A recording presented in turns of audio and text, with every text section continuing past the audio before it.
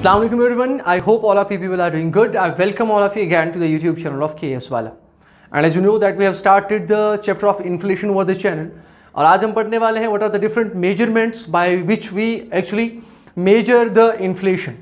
कैसे हम inflation को measure करते हैं, and the first thing or first measurement by which we can measure the inflation is CPI, that is Consumer Price Index. So what is Consumer Price Index actually?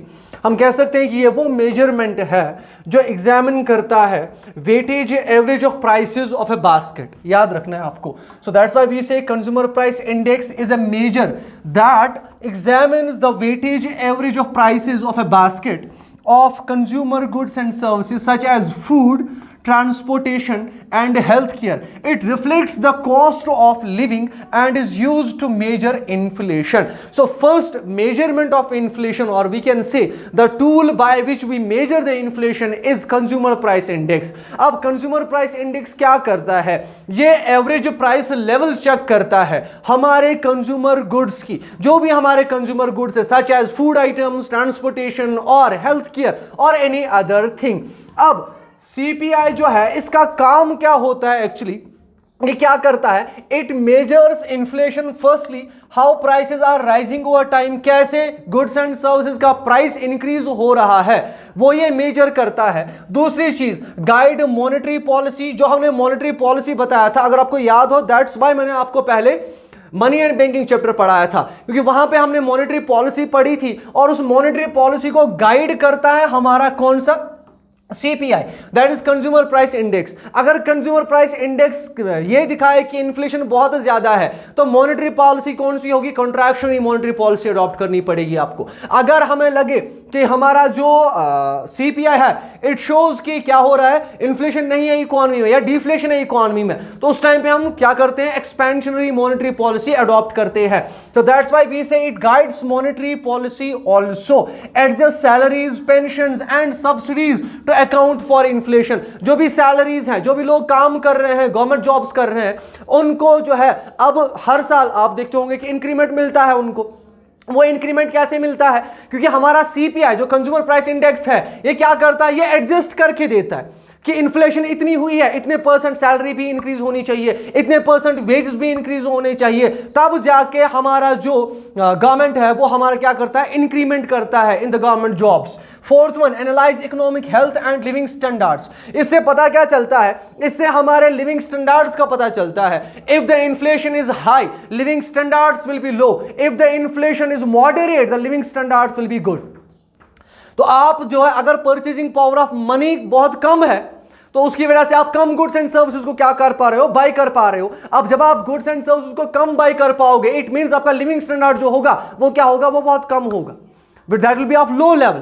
That's why we say it analyzes the economic health and living standards of people. अब कौन कौन सी ministry जो है काम करती है CPIs के साथ? तो हम कहते हैं ministry of statistics and programme implementation जो आपका है, दैट इज MOSPI. ठीक है, ये क्या करता है? ये पब्लिश करता है CPI urban, CPI rural, CPI combined. तो तीन टाइप्स के कंज्यूमर प्राइस इंडेक्स जो है हमारा MOSPI जो है पब्लिश करता है, that is CPI rural, CPI urban, CPI combined. अब इसका यूज केस क्या होता है? Official inflation measure used by the Reserve Bank of India for monetary policy decisions. क्यों यूज किया जाता है इसको? क्योंकि monetary policy decisions के रिगार्डिंग हमें काम करना होता है. Reflects price movement of the general population, not just workers. जो भी हमारी जनरल पॉपुलेशन है, रूरल एरियाज में जनरल पॉपुलेशन आती है आपकी, अर्बन एरियाज में जनरल पॉपुलेशन आती है, दोनों को कंबाइन करो तो दोनों को क्या होता है?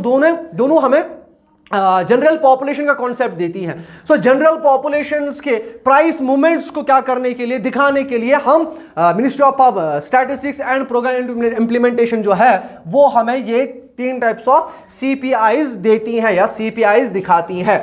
सो और एक ऑर्गेनाइजेशन है जो हमें CPIs दिखाती हैं या CPIs जो है पब्लिश करती है, that is labour bureau, which is under the ministry of labour and employment. अगर हम बात करें, it also publish CPI, but for industrial workers that is CPI IW, CPI for agricultural laborers that is CPI AL, and CPI for rural laborers that is CPI RL. तो ये main difference आपको याद रखना है कि मॉस्पी कौन कौन से कंज्यूमर प्राइस इंडेक्स देती है आपको, और जो हमारा लेबर ब्यूरो है ये कौन कौन से प्राइस इंडेक्सेस आपको देती है। मेनली यूज क्या होता है इसका, mainly use for wage revisions, wages को रिवाइज करना, डियरनेस अलाउंस, जो भी आपको डियरनेस अलाउंसेस दिए जाते हैं, डिफरेंट अलाउंसेस आपको प्रोवाइड किए जाते हैं, उनको थोड़ा सा एडजस्ट करना।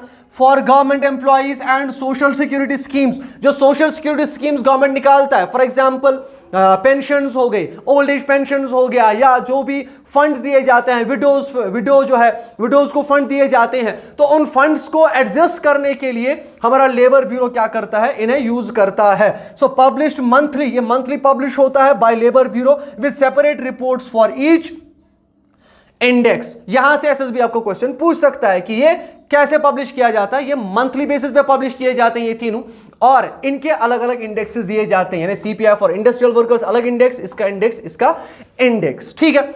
अब सीपीआई को कैसे हम मेजर करते हैं, कैसे हम सीपीआई से इन्फ्लेशन को निकाल सकते हैं, इजीएस्ट वे में समझते हैं।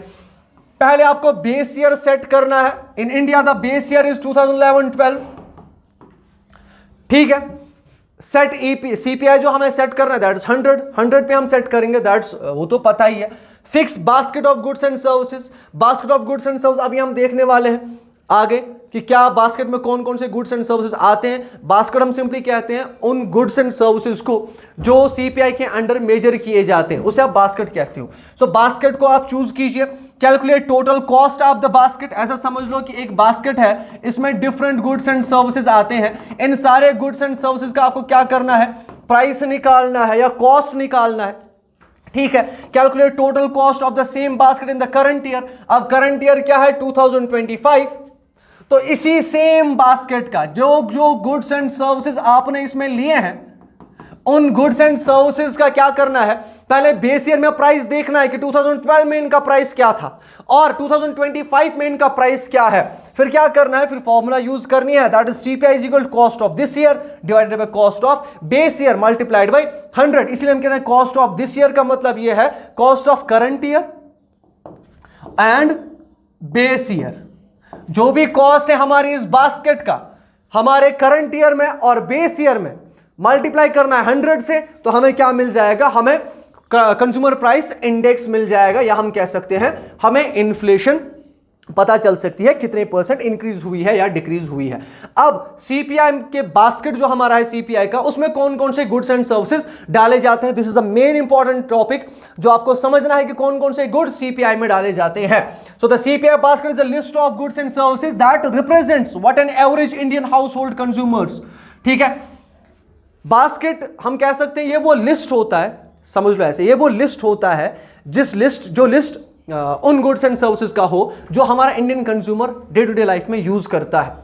It is use to calculate the consumer price index which tracks how prices change over time. ये यूज किया जाता है, ये बास्केट यूज किया जाता है कंज्यूमर प्राइस इंडेक्स में, जो हमें ये बताता है कि प्राइस कैसे चेंज हुआ है ओवर द ईयर्स या ओवर द टाइम।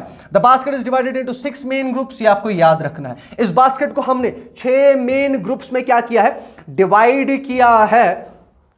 कौन कौन सा, पहला फूड एंड बेवरेज, ये लार्जेस्ट कैटेगरी है हमारे कंज्यूमर प्राइस इंडेक्स के बास्केट की, it's about 46% of the basket, ये आपको याद रखना है। इसमें आपके डिफरेंट गुड्स आते हैं जो आप डे टू डे लाइफ में यूज करते हो, like pulses, vegetables, fruits, milk, T, coffee, sugar and oils extra, ठीक है, ये इसमें आते हैं। That is the basket of food and beverage, ये आपको याद रखना है। The second thing in the basket is pan, tobacco and antioxidants, ये आपको याद रखना है। इट एक्चुअली कंट्रीब्यूट्स अराउंड 2.4%, ये 2.4% है आपके बास्केट का। इसमें क्या क्या आता है, betel leaves, tobacco and alcohol like items आते हैं इसमें। Third is clothing and footwear, its contributes और इट्स अबाउट 6.5%, इसमें क्लोथिंग आती है आपकी, शूज आते हैं। The fourth one is that is housing, housing contributes और we can say housing is of 10% in the basket, 10% इसमें आता है। इसमें रेंट, रिपेयर्स एंड मेंटेनेंस आपके आते हैं, ठीक है। Fuel and light, fuel and light में क्या आता है आपका, मेकिंग अबाउट 6.8%, ये आपको याद रखना है, परसेंटेज काइंडली याद रखिएगा। This includes electricity, LPG, kerosene, firewood and coal. And the last thing that is in the basket of CPI is miscellaneous. Miscellaneous क्या है, और भी बहुत सारी चीजें हैं। मिसेलेनियस आइटम्स में आप ऑलमोस्ट 28% आपका आता है। इसमें हमारा एंटरटेनमेंट आता है, पर्सनल केयर आता है, मोबाइल इंटरनेट आता है, कम्युनिकेशन, ट्रांसपोर्टेशन, ये सारी चीजें इसमें डाली गई है। So the basket this include services like education, health care, transport, communication, mobile internet, personal care and entertainment, ये सारी चीजें बास्केट में डाली गई है। सो आपको याद रखना है कि ये बास्केट जो है ये 6 हम कह सकते हैं ग्रुप से बना हुआ है। उन 6 ग्रुप्स का आपको पता होना चाहिए नाम क्या है, और उसके साथ साथ उस ग्रुप में कितना परसेंट कंट्रीब्यूट करता है। हर एक ग्रुप कितना कितना कंट्रीब्यूशन कर रहा है वो आपको पता होना चाहिए। बट जब आप एग्जामिनेशन देने जाओगे तो काइंडली इसको फिर से एक बार जो है चेक कीजिएगा, हो सकता है कहीं चेंज हो जाए। But this is all about CPI, कि सीपीआई क्या होता है, ठीक है, कैसे हम इसे यूज करते हैं, इसके लिए फॉर्मूला कैसे यूज की जाती है, और सीपीआई के बास्केट में कौन कौन सी चीजें आती हैं। होपफुली आपको ये वाला टॉपिक जो है बहुत अच्छे से समझ में आया हो। मिलते हैं नए टॉपिक के साथ, तब तक के लिए अपना ख्याल रखिएगा, अपने घर वालों का ख्याल रखिएगा। अल्लाह हाफिज।